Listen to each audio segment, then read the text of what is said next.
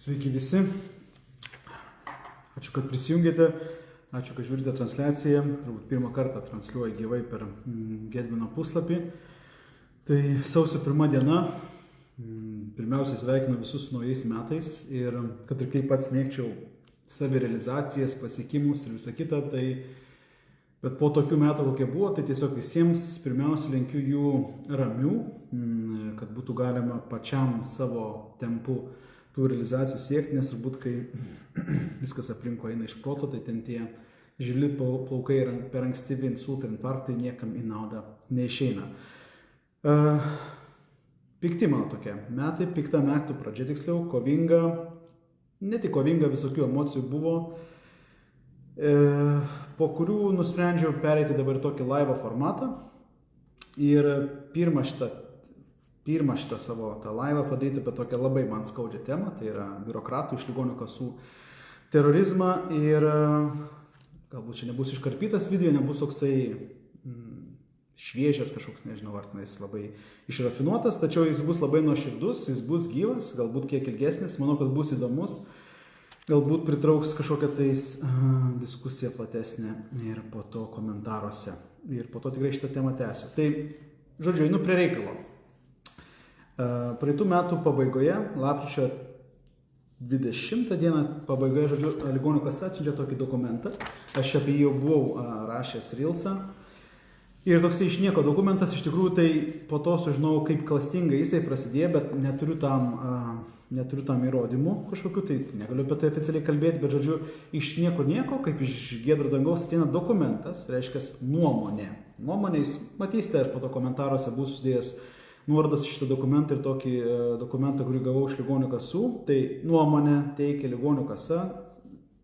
Aš dabar jau piktas, aš dabar jau einu iki galo, nes aš čia bandžiau būti toksai mandagus ir žaistinais striptizas su ugnimi ten, su tais tarnybom prižiūrinčiom, žodžiu, lygiai ir turėdamas savo nuomonę, bet iš kitos pusės priklausydamas nuo jų, nes turime sutartį su ligonių kasa, bet dabar jau mano kantrybė neišlaikė ir man velniop, mes turime eiti iki galo čia, iki pergalės arba mirties. Tai ne už nuomonės yra pinigai mokami, man atrodo, ligonių kasoms, jūsų algos yra mokamas ne už nuomonės, jūsų algos yra mokamos už jūsų darbą atliekamą ir vienas iš tų darbų yra aiškus teisinis išaiškinimas, kad būtų vykdoma gerai medicinė paslauga. Tai yra, kad medikai, kad gydytojai aiškiai žinotų, kaip gauti paslaugą ir kad pacientai turėtų aiškias normatyvus, kaip gauti paslaugą. Tai žodžiu, ligonių kasa gauna kažkokius paklausimus, išreiškia savo nuomonę apie ligonių kasą, apie dienos stacionaro paslaugas. Infuzijas, tai yra mums labai aktualu. Mes darom infuzijas, aš infuzijas ir dienos stacionarą pamačiau dienos Joniškio ligoninė, kaip žiauriai nuostabią paslaugą. Niekada apie tai nežinojau, bet kai pamačiau ir kai reikėjo pavaduoti gydytojus jų atostogų metu, pamačiau, kokia tai yra gera, rentabili, prasminga ir visaip kitaip gera paslauga ir mes ją atkėlėme į Olome kliniką. Mums tai yra labai aktualu, buvo, nežinau kiek ilgai bus, tai labai aktualu. Žodžiu, čia kažkoks postringami apie siuntimus, tokie iš tuščio į kiaurą pilsam ir po to antram puslapį yra sakinys. Reiškia, tai yra nuomonė ligonių kasų, kurioje yra sakinys, jog šiai paslaugai, tai yra infuzijoms, dienos pacientai turi būti siunčiami ištirti. Taškas. Turi būti. Paaiškinimo kodėl nėra. Bet reiškia, iš esmės, jeigu pas tave ateina pacientas infuzijoms, dėl nugaros skausmų, dėl galvos skausmų, dėl dar kažko tokio, iš esmės tu kaip gydytojas nebegali tirti. Nu, čia pirmas tokia, aš pavartosiu vis tiek, kažkada neišlaikysiu tą žodį iš D raidės, bet nesuprantama vieta. Visiškai nesuprantama vieta, reiškia, staiga kažkas nusprendžia, kad jau viskas, dabar arba gydom žmogų, arba tyriam. Negali būti vienu metu, tai nėra kažkoks organiškas procesas. Man atrodo, kad yra visiškai žmonės iškritę iš medžio, nesuprantantis visiškai, kaip veikia medicina, nekart nebuvo turbūt stacionare ir nesuprantantis, kokia dinamiška gali būti eiga. Bet mes prie to prieisime, prie tų absurdų, kurie dar rašome.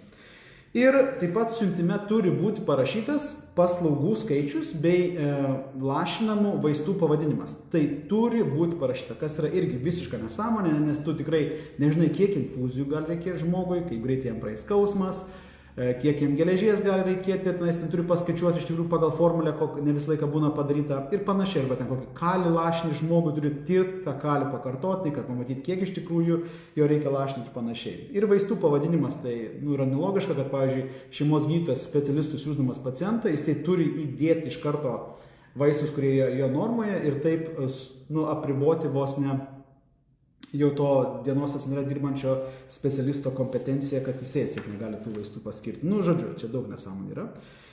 N-25 forma, kad pilma turi būti kiekvieną dieną ir panašiai. Ir vėl iš niekur tokia atsirandanti formuluotė, kad dienos stacionaro paslauga yra planinių asmens sveikatos priežiūros paslaugų, kurias nustato gydantis gydytojas sudėtinė dalis. Todėl gydantis gydytojas siųsdamas pacientą dėl atitinkamų paslaugų teikimo privalo numatyti pakartotinį apsilankomą ir panašiai. Šitokių dalykų, pavyzdžiui, nėra nei viename teisės akte, kurie reglamentuoja dienos stacionaro paslaugų teikimą. Tai yra iš esmės ad hoc ligonių kasų sukūriamos taisyklės.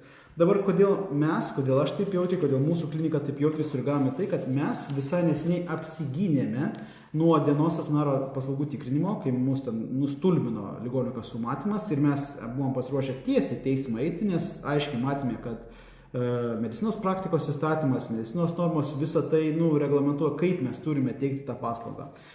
Ir mūsų kybo būtent prie šitų dalykų ir mes apsigynėme, reiškia, po to, kai mes parašėm savo argumentus, galutinėje ekspertizės išvadoje jau nebeliko to kaip pažeidimo. Ir mums buvo atrodo ramu, kad reiškia, tai šitas apsigynimas yra kaip teisinis precedentas ateičiai, mes jaučiame saugesni, galime eiti į priekį ir staiga po kelių mėnesių nepavyks pirmą kartą sužlugdyti mūsų. Ir aš sakau, kaip čia šitas raštas gimė, labai įdomu, čia kažkada apie tai galima bus filmą arba knygą parašyti. Vėl ateina raštas identiškas, reiškia, man čia yra nesąmonė, čia pasirašė tai įstaigų priežiūros departamento direktorė Lina Vitkauskienė ir Šiaulių skyriaus specialistai, būtent Šiaulių. Jovita Atkošaitė ir Marius Vaitkevičius, kad reiškia, ir kas labai man keista, kad ar čia neveikia departamentas, reiškia, jo nepasiekė know-how, kokie patikrinimai jau buvo vykdyti ir kokie argumentai gauti, arba tai nevyksta, nes toks su tom pačiom senom rekomendacijom šiandien raštas, arba čia, tada aš negaliu paaiškinti, kaip tai vyksta, nes man atrodo, kad čia tiesiog yra neefektyvumas. Ir tada mes parašome raštą, lapkričio 30 dieną mes parašome raštą gerbėmiems kolegoms iš ligonių kasų, kad ačiū už tą jūsų iniciatyvą, nes tikrai reikia šitas paslaugos aiškiai reglamentuoti, kad tiek mes, kurie jas teikiame, žinotumėm, kaip tai daryti teisingai, jeigu yra kažkokių neaiškumų, ir tiek pacientai. Bet jūsų pateiktose nuomonėje yra nuostatos, kurios kelia esminius neaiškumus ir praktinius prieštaravimus galiojantiems teisės aktams ir klinikiniai realybei. Todėl, siekdami dirbti saugiai, stabiliai, laikantis vienodos tvarkos, prašome oficialaus išaiškinimo ir nuosekliai pagristų atsakymų į žemiau pateiktus klausimus. Ir mūsų klausimai buvo tokie, kad reiškia, niekur nėra. Žodžiu, taip, nuomonėje jie parašė, kad turi būti parašytas dienos stacionaro paslaugų arba infuzijų skaičius. Mes parašome, kad jokiame teisės akte nėra nurodyta, jog turi būti nurodytas infuzijų skaičius. Ir kad tas infuzijų skaičius priklauso nuo tos klinikinės būklės, ar tai ten hipokalemija, magnio trūkumas, skausmai ir panašiai, tai kad kad tu negali iš anksto nuspėti, kiek jų gali reikėti, arba, pavyzdžiui, praeina laikas nuo siuntimo išdavimo, iki kol žmogus ateina į dienos stacionarą, natūralu, kad gali ligos progresas įvykti per tą laiką ir vėlgi kiekvieną kartą gydytojas, kuris ne šiaip sau ėjo į tas 10 metų studijas, jisai turi vertinti tą situaciją iš naujo. Taip pat gydymo metu gali pasireikšti, pavyzdžiui, nepageidamos reakcijos, kuomet reikia keisti tą gydymą ir panašiai ir panašiai. Taip pat parašyta ankstesniam dokumente, jog siuntime turi būti parašyti vaistai, kurie turi būti lašinami, nors iš tikrųjų, pavyzdžiui, jeigu būtų suklysta, tarkim, siuntime gydytojas netyčia parašo, tarkim, vaistą, kuriam yra alergiškas pacientas, arba parašo tą gydymą, kurio negalima skirti, arba parašo vaistą, nežinau, dėl klaidos, dėl ar kažko, kurio iš tikrųjų jis yra kenksmingas dėl gretutinių ligų, gydytojas dienos stacionaro jis negali skirti tokio vaisto, nes jisai prisiima visą atsakomybę už tos skiriamus vaistus. Kas čia dar yra? Toks pavyzdį patikėm, kad reiškia reikalauti, jog siuntime būtų įrašyti konkretus vaistai, yra tas pats, kas reikalauti. Nereiškia, kad negalima uždrausti. Jeigu gydytojas norit, gali parašyti. Bet reikalauti, kad būtų parašyti vaistai, yra tas pats, kas jeigu pacientas siunti operuotis kelio sąnarį, tu turi nurodyti kaip šeimos daktaras konkrečią operacinę techniką, kurią operuojantis gydytojas taikys. Reiškia, tu iš anksto pasakai, va taip turi būti. Ne taip, nepriklauso nuo klinikinės realybės, ne nuo to, ką tu randi atlikęs pjūvį ir pamatęs, kokios struktūros yra pažeista, bet iš anksto turi. Reiškia, viskas turi būti tvarkingai, biurokratiškai, siuntime parašyta ir tada visi jau žino, kaip viską reikia daryti. Ir tai prieštarauja, reiškia, mūsų nuomonė, tai ir prieštarauja tiek gydytojo pareigai rūpintis visapusiškai paciento sveikata, tiek paciento interesai. Ir taip pat parašėm, kad tas sakinys, jog pacientas turi būti siunčiamas į dienos stacionarą jau ištirtas, jis prieštarauja vyriausybės nutarimui, nes jame pasakyti, kad dienos stacionare turi būti taikomi visi būtini diagnostiniai ir gydomieji veiksmai pagal specialisto kompetenciją. Reiškia, jeigu žmogus pas tave ateina ir matai, kad jam reikia to tyrimo, tu ir turi daryti. Ir čia logiška, nes taip veikia medicinos praktikos įstatymas ir pagal tokią nuostatą gydytojas būtų teisiamas teisme, jeigu padarytų klaidą. Tai reiškia, žodžiu, kad nesvarbu, kad dienos stacionaro paslaugos aprašyme prašyta, kad ta paslauga vadintųsi dienos stacionaro paslauga, joje turi būti infuzijos elementas, bet galioja visi kiti dalykai. Reiškia, tu pamatai žmogų, tu jį apsiklausi, tu išsitirini, tu sudarai gydymo planą, tolimesnės rekomendacijas sudarai jam ir panašiai. Ir dėl to reikalavimo, kad būtų pildoma kiekvieną dieną E025 forma, reiškia, tai yra perteklinis reikalavimas, nes jau ir taip sveikatoje vietos nėra. Ir yra tokie atvejai kaip reabilitacijos, gydymas, kiti ten dienos stacionaro vaikų atvejai, kai tikrai nėra šita forma pildoma kas kart. Ir reiškia, atsižvelgdami į visus anksčiau nurodytus punktus, prašome pateikti oficialų, rašytinį ir vienareikšmį išaiškinimą, ar ši nuomonė laikytina naujų privalomų reikalavimų, pakeičiančių ankstesnės konsultacijas, pavyzdžiui, tas, kuris mes gavome, kuomet gynėmės nuo savo paslaugų vertinimo.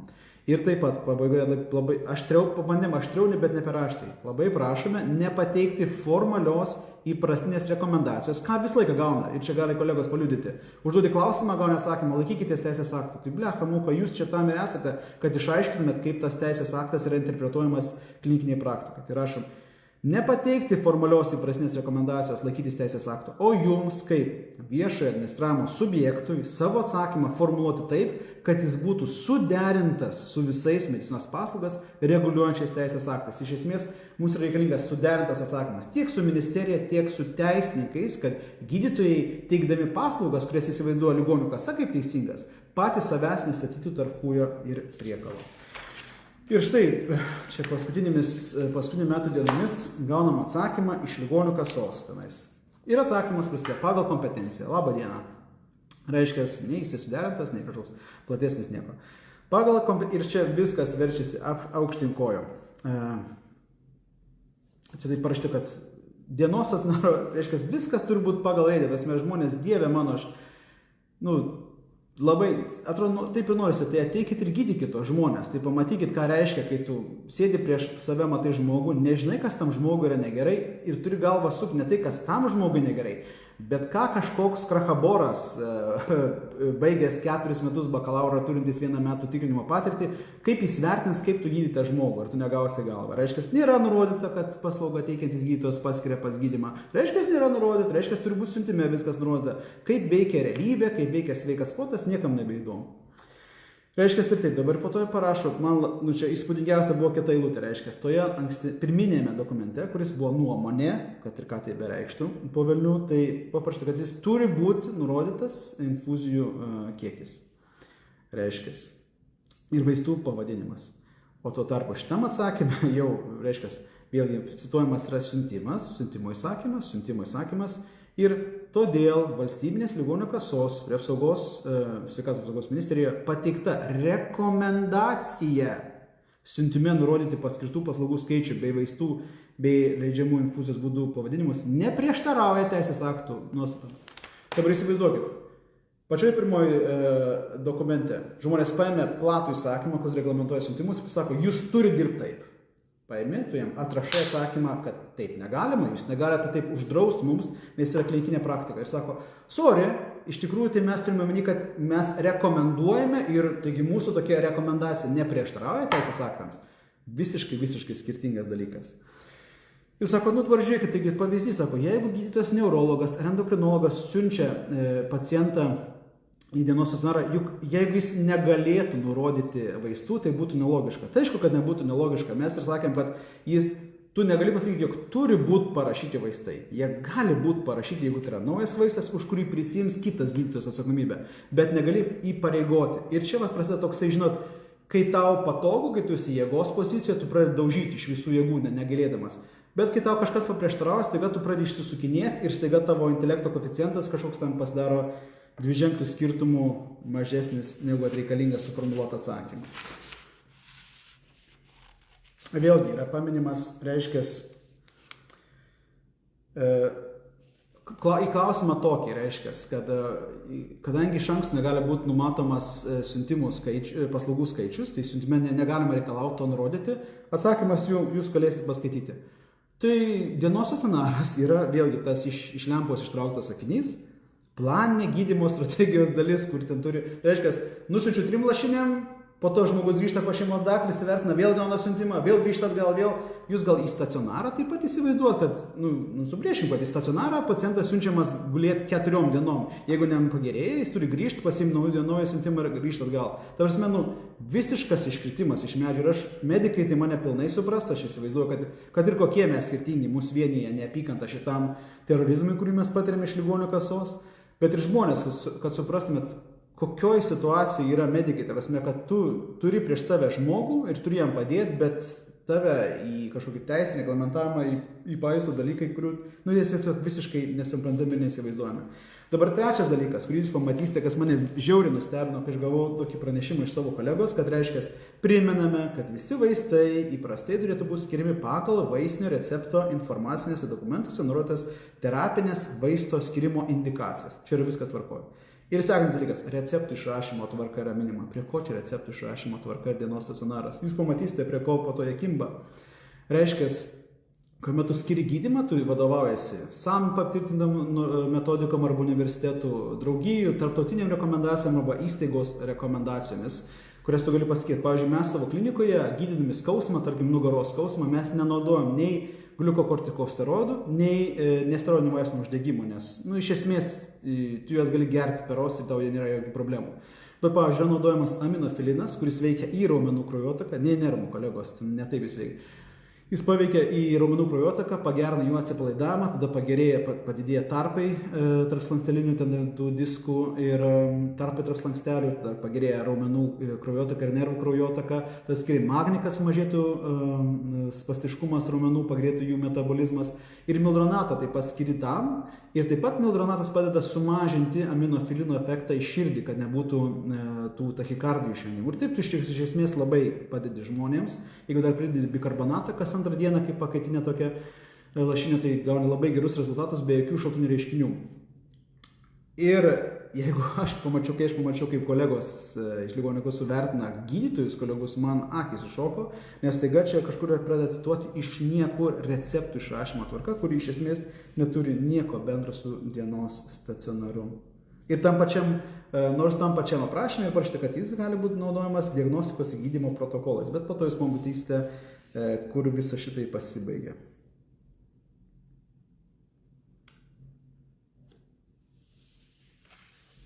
Taip, ir tada tas klausimas, reiškia, kad pacientas turi būti ištirtas. Čia tai irgi išsprogdino visai.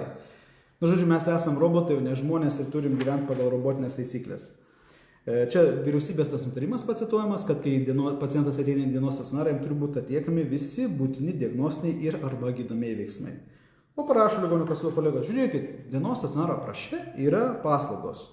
Ir tarp vienas iš jų yra tik gydomosios, o kitos yra tik tik diagnostinės. Tai reiškia, žmogus gali arba būti tyrimas, arba gydomas. Jeigu jam tyrimo metu prireikia gydymo, arba gydymo metu prireikia tyrimo, jis turi grįžti pas šeimos gydytoją, pasiimti naują siuntimą.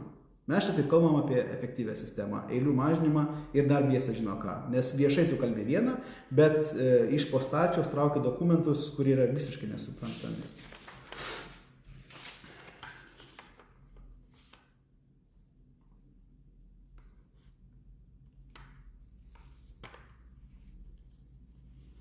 Tai va, čia buvo labai geras dalykas irgi. Vienas eilučių jūs matysite, kad dienos stacionaro pirmas A paslaugos teikiant nėra numatyta atlikti privalomas procedūras ir tyrimus, nors kitur kolegos yra nubausti, kad nepadarė tyrimo lašinant magnio infuziją. Ir sako, mes nesutinkam, kad tai apima ne tik, reiškia, infuzijos suleidimą. Tai reiškia, iš esmės, kad jūs suprastumėt, man tai, padaugai 6 valandų, aš ne tam 10 metų mokiausi, kad čia kažką daryčiau išprievartautą mediciną. Ateina pas tave žmogus, tu net nežiūri. Jis pasiėmė siuntimą, sakai, vaistai prašyti ir šutink, viskas, sulašinsim. Nes dienos stacionaro paslauga, nesutinkam, kad apima ne tik infuzijos skirimą, bet ir būklės vertinimą, diferencinį diagnostiką ir rekomendacijos darymą. Čia neįeina. Čia žmogui paėmė, tarsi net negali nežiūrėti žmogų, pamatai siuntimą, nukopijuoji vaistus ir viskas, viso gero. Va tokie yra dalykai, taip mąsto žmonės, kurie skiria baudas daktarams už gydymą. Gerą gydymą. Ir vėlgi tam galų gale, prieš paskutinę pastraipą iš niekur ištraukta, žinau, kuris žmogus tą sugalvojo, ir žinau, kam jis tai naudoja, bet tai niekur nėra parašyta ir nėra niekur pavysta, kad vėl dienos stacionaras yra planinė gydymo strategijos dalis ir bla bla bla. Ir realiai iš esmės VLK nuomonė tik bendradarbiaujant siuntimą išrasusią įstaigai ir dienos stacionaro paslaugą teikiančią gydytojai. Tai reiškia, gydytojas kaip mąstantis subjektas, į kurį investuota tiek daug laiko, jis nefigūruoja. Tik tai su tom dviem įstaigom bendradarbiaujant, tokiu būdu, kurį gali patikrinti ligonių kasa, tik tai tada žmogus gaus saugias paslaugas. Tai va ir tada dar jūs matysit tokį dokumentą, kurį aš gavau iš kolegų savo ir dėl to irgi labai norėjau šitą video padaryti jau kurį laiką, bet sakau, čia prieš naujus toksai pratrūko viskas, tai matysit, kaip yra daromi tikrinimai. Reiškia, pirmam dokumente sakoma, jog turi būti rašytas siuntimas. Kai gaunamas atsakymas į dantis, tada jau sakom, kad čia rekomendacija, kur, žodžiu, galbūt galima būtų prašyti. Ir tai pasirodo, kai yra tikrinimas ligonių kasų paslaugų. Jau dienos stacionaro paslaugų skaičius siuntime yra kaip viena iš grafų, pagal kurią yra tikrinama kokybė. Reiškia, ten jeigu nebus parašytas skaičius, už tai bus skiriama bauda, gana nemaža. Ir taip, prie tų dalykų, kur tenais, kad skiriant dienos stacionaro paslaugas, kad ir kaip kolegos, kurie tai daro, kad ir kaip kvailai taip ar neaiškiai būtų parašyta, tai reiškia, kad pacientus gauna vaistus nemokamai. Tai yra tu kaip įstaiga, čia yra esmė, kad tu užsakai vaistus, kokius reikia, įvertini šaltinius poveikius, jeigu žmogus netoleruoja, nes negali 10 lašinių iškart parašyto, jis ten po 4 ar po 3 pamatys, kad netoleruoja vaisto. Tai žmogus turi tą vaistą gauti nemokamai, čia yra faktas. Bet aš buvau apšalęs, tai reiškia, magnis. Vėlgi, 4 bakalauro kursai turbūt tikrina ir klausia, kad magnio koncentracijos tyrimas neatliktas. Tai gerbėmieji ligonių kasų tikrintojai, nėra tyrimo Lietuvoje, nėra jo, kuris nustatytų hipomagnezemiją, nes mes turėtume tikrinti paros šlapimą po magnio infuzijos, kad pamatytumėm funkcinį magnio deficitą. Jeigu tu magnio deficitą pamatai tyrime elementariam, net ne eritrocituose magnis, kuris, man atrodo, galbūt universitetinė ligoninė daromas, jeigu tu pamatai ten deficitą, yra žiaurus deficitas, kur reikia labai daug lašinti. Magnis yra skiriamas kaip metabolizmą gerinantis preparatas, nuo raumenų spastikos, žiauriai tinkantis prie labai daug būklių, ypač prie nugaros skausmų, bet čia neatliktas tyrimas, bauda už tai. Ir dar man labai patiko tas, kad, pavyzdžiui, deksametazonas ir dolmenas pacientai galėjo būti skirtas ir neinfuzijos būdu. Tai mielas tikrintojau, prašau, paimk ir susiskirk deksametazoną savo bolių su vena ir pamatysi, koks yra jausmas nuo to. Arba gydytojai sveiki sužinojo, kad pentilino negalima skirti prie mononeuropatijų, nes tai nėra parašyta vaisto apraše, nesvarbu, kad yra tam rekomendacijos arba gydymo įstaigos gali turėti savo protokolą. To negalima daryti. Žodžiu, dėl ko aš sakau, tai šitas tikrinimo rezultatai mane pasiekė atsitiktinai. Ir aš manau, kad yra daug gydymo įstaigų, kurios tai pasiekė. Daug gydymo įstaigų jos pergyvena dėl savo sutartinių sumų, nes būtent dabar sausį reikės pasirašyti naujas sutartis ir jos nusileis tokiem tikrinimam ir taip sukurs precedentą, kai vėl bus galima lipti ant galvos daktarams ir elgtis su mumis bet kaip. Tai aš tiesiog visus raginu burtis į asociacijas, ten diagnostikos gydymo įstaigos asociacija, kitas asociacijas, yra tikrai puikūs teisininkai, kurie turi daug patirties, kurie mus konsultuoja ir tiesiog dalinti šituo know-how. Parašykite man, prašau, aš su jumis pasidalinsiu mūsų tikrinimo rezultatais, jūs pamatysite, kokiais argumentais mes apsigynėme. Man atrodo, kad yra žiauriai neteisėta, kai viena įstaiga apsigina dėl to ir po to tu užpuoli kitą su tais pačiais klausimais. Čia yra žiauriai neteisėta. Kitas didžiulis klausimas, kurį aš turiu, ir aš norėčiau, kad mes apie tai viešai kalbėtumėm, ar yra nors kokios skatinimo priemonės ligonių kasų tikrintojams už tai, kad jie paskiria baudas. Nes ką mes pamatėme, kai mes bandom konsultuotis, tu negauni atsakymų, bet kai ateina tikrinimas, tave labai stipriai baudžia. Tai jeigu žmonės yra skatinami saugoti PSDF biudžetą rašant baudas, o ne konsultuojant žmonės, išvengiant tų dalykų, tai čia yra iki STT lygmens, man atrodo, dalykas, kuris turėtų sudrebinti ne vieną postą pačioje ligonių kasoje. Tai va, tai tokia yra ta išprievartauta medicina, su biurokratiniu požiūriu, kad viskas turi būti tvarkingai, siuntimas, ten, man atrodo, žmonės, kurie patys nėra buvę gydymo įstaigoje, kurie tai vartina, tai aš noriu, iš tikrųjų, perėsiu tokį formatą šiais metais, labai noriu, kad šiais metais aš dėsiu visas pastangas, kad šitas biurokratų iš ligonių kasos teroras būtų esminė tema, tai yra kreipsiuosi į kolegas iš medikų sąjūdžio, iš profesinių organizacijų, iš asociacijos valdybos, kurioje aš esu, kad mes kaip medikai pagaliau pradėtum kalbėti apie laibes aiškės taisyklės. Taip, aš žinau, kad yra piknaudžiavimo, aš žinau, kad yra ir sukčiavimo atveju medicinoje ir tikrai reikia PSDF saugoti. Absoliučiai su to sutinku ir galim pilnai bendradarbiauti tą išnaikinant. Bet kai nėra aiškumo ir reiškia, turi vos negintis, kaip nuo kažkokalo, duodi dantis, jisai čia rekomendacijas pateikiam, nusisuki gydyti pacientą ir jis tave puola ant kaklo.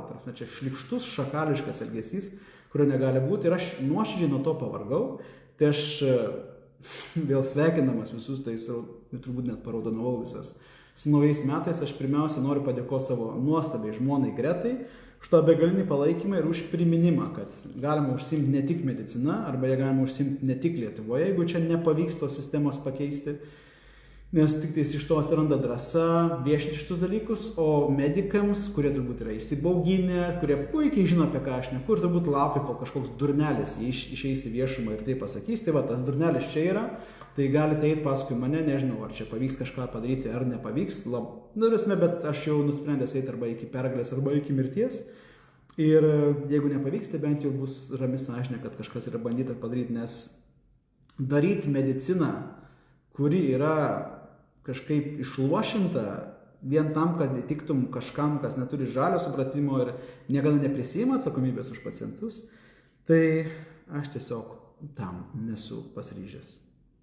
Pakankamai sunku yra žiūrėti žmogų ir matyti, žiūri, tiek metų dirbėt. Ir nesupranti, kas jam blogai yra, galvoji, ir naktį galvoji, ir tada sugalvoji, kas. Tai va, čia yra gerai, čia yra medicina, o galvot, kaip parašyti žodį atsakymę ar siuntime, kad negautum bragalvą, ne apie tai yra medicina. Tai šiais metais visiems linkiu sėkmės, prasmės, išminties ir gal biškai apsiginti nuo tokių dalykų, kad per laisvas dienas galėtume būti su savo šeimom ir dukrom, o ne ofisuose ginantis nuo nesąmonių.